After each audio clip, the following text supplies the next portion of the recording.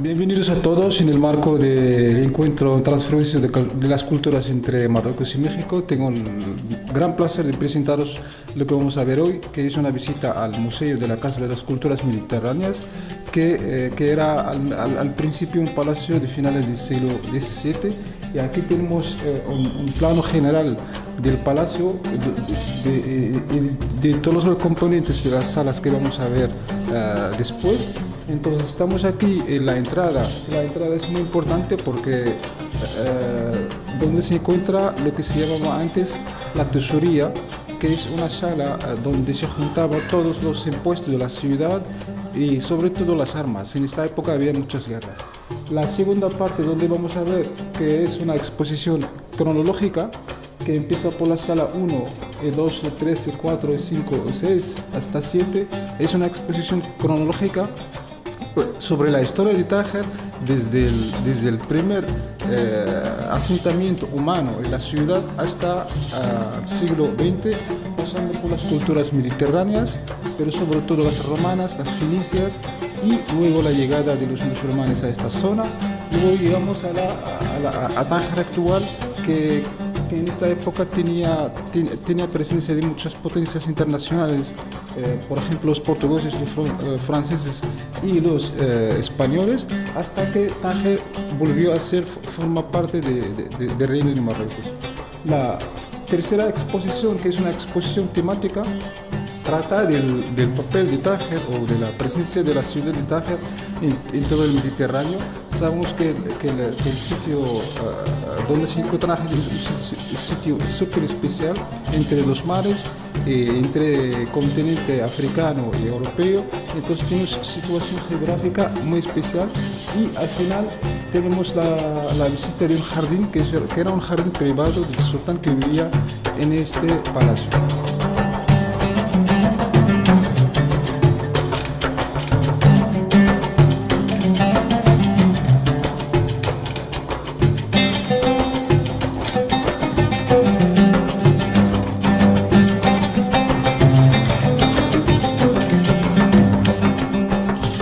Estamos en la primera sala de la exposición en el palacio. Es una sala que está amueblada por muchos cofres de madera, como veis aquí.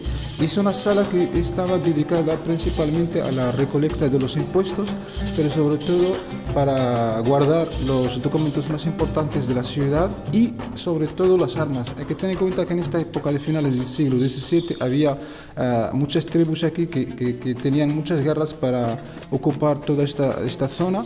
Entonces la primera cosa que hizo el rey que vivía aquí era recolectar impuestos, pero también firmar acuerdos y convenios entre las tribus para que puedan vivir en paz, pero a través de los impuestos que luego el Estado los gastaba en arreglar la ciudad. Entonces tenemos todos este tipo de cofres del siglo XVII que son de madera, aparte de uno que es de hierro, y tiene la particularidad que se abre con una combinación de botones, es decir, que necesita realmente 2 personas o 3 personas para poder abrirlo. Entonces tenemos la primera puerta que es esta, luego una combinación de botones, es decir, esto hay que empujarlo, por ejemplo, arriba, esto hay que empujarlo a la derecha de esta forma, y luego se abre la pequeña puerta con una llave y luego una tercera puerta. Entonces esto nos da una idea de la importancia de la caja como una caja fuerte actual, pero con un sistema antiguo y muy fiable.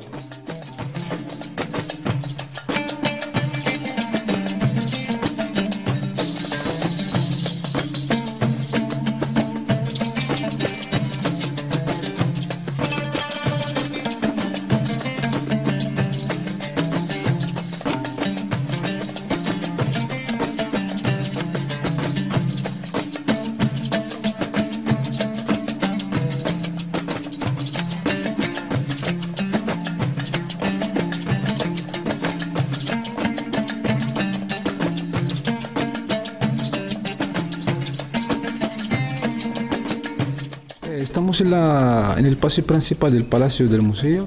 Es un paseo muy interesante a nivel arquitectónico porque está compuesto de muchos elementos de arquitectura árabe musulmana, pero sobre todo andaluza. Es un paseo abierto al cielo que está dotado de una fuente de mármol en el medio y lo más especial en este paseo es la utilización de elementos europeos, es decir, que es un palacio musulmán con la utilización de unas columnas de mármol corintias. Entonces esto nos da una idea sobre la particularidad de esta ciudad.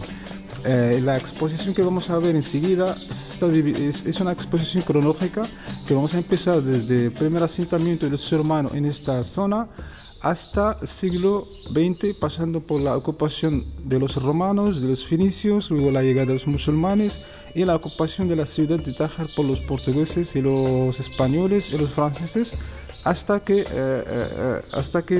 Tánger regresó a ser una ciudad marroquí.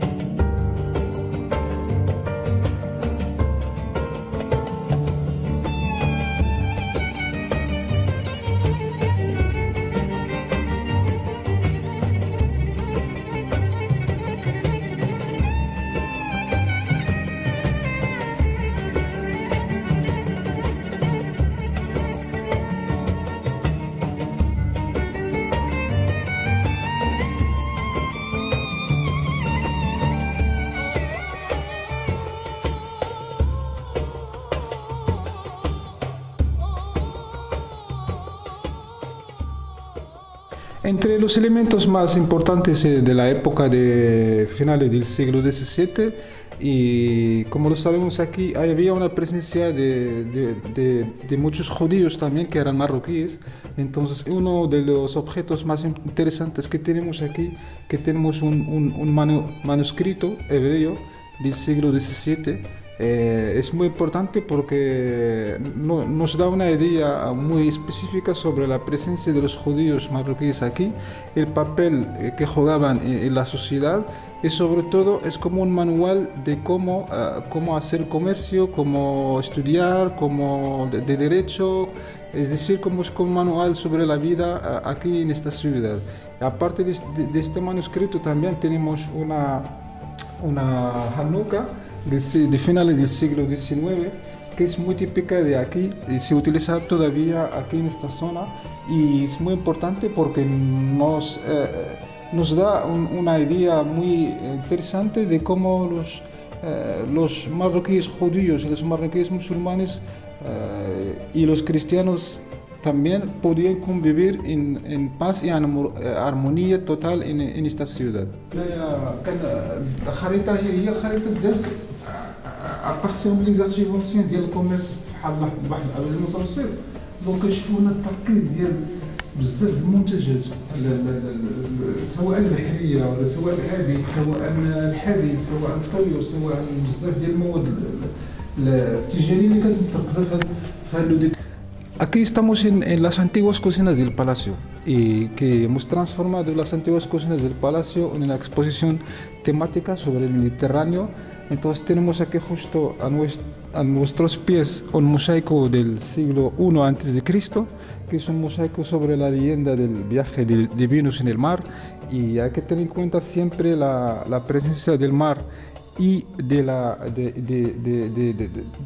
todo lo que tiene con el mar aquí en Tánger, porque es una ciudad, las leyendas antiguas siempre hablan de Tánger como si fuera una joya, como si fuera una manzana, como si fuera, es decir, todos símbolos los más bonitos que se pueden encontrar en esta zona. También lo más importante es dar una idea sobre cómo eran las casas romanas aquí en Tánger, que siempre el suelo está decorado de mosaicos y luego con estatuas de personas que eran para ellos, buscaban la belleza perfecta en el cuerpo humano. Entonces es un ejemplo muy práctico de todo lo que se hacía en esta época de los romanos. El mapa es de un geógrafo nacido en Tánger en el siglo XII a.C., que se llamaba Sharif Idrisi. Es un mapa que se hizo a través de sus viajes en todo el mundo, hizo a través de la ayuda del rey de Sicilia. El rey de Sicilia se enteró que este hombre es un geógrafo que le gusta mucho viajar, le gusta dibujar, entonces lo ayudó para empezar su viaje por todo el mundo desde Tánger. Entonces empezó todo el viaje aquí desde Tánger por el norte de África, y después a Sicilia, y después volvió a Europa, que vemos aquí, Europa aquí, Francia, España, Italia, y se fue hasta el Imperio Chino, hasta el Imperio Indio, hasta el Imperio Turco. Al final de su viaje hizo un libro que es un referente en la geografía del siglo XII y siglo XIII, que el libro contaba todo tipo de costumbres donde viajaba, pero sobre todo también ha puesto en valor los ríos, todos los ríos, las montañas, los mares.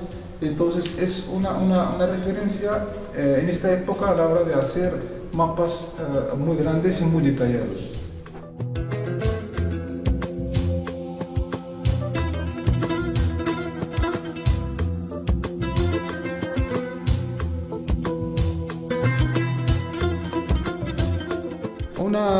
Una de las otras formas de rituales de la muerte y de enterramiento de los muertos, aparte de quemar los cuerpos y ponerles en plomo, es fabricar una tumba, pero el tamaño real del muerto, muy grande, en piedra y con un espacio muy amplio, porque en esta época ya la gente pensaba que el muerto debería tener su espacio, debería comer, debería jugar, debería tener otra vida. Entonces por eso el tamaño de las tumbas era mucho más grande. Una de las otras formas de enterrar a los muertos en la época, digamos, de la época del bronce, es enterrar a los muertos aquí en una colina, en una montaña, y esto era a través de colocar el muerto sellado con 4 piedras y luego una piedra arriba, y así en esta época, porque la mayoría de la gente se moría por enfermedades como se conocían, entonces se moría mucha gente, entonces no había tiempo de construir tumbas para cada uno. Entonces lo más sencillo, lo más funcional era coger piedras como pequeños dólmenes, enterrarlo y luego una piedra arriba, y aquí hay un ejemplo de lo que digo.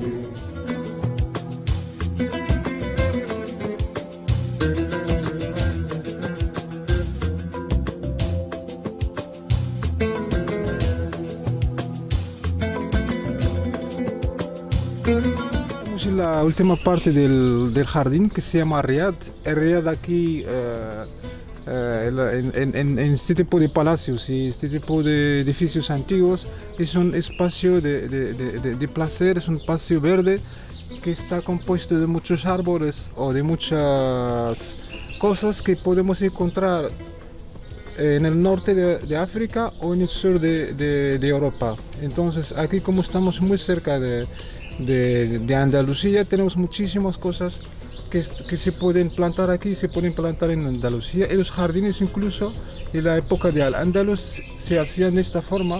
Es decir, un jardín cuadrado con una fuente de mármol en el medio, con un pozo para poder regar este tipo de plantas, y era un espacio privado, realmente un espacio privado para que la gente que vivía en el palacio podían disfrutar de sus tiempos libres en este jardín.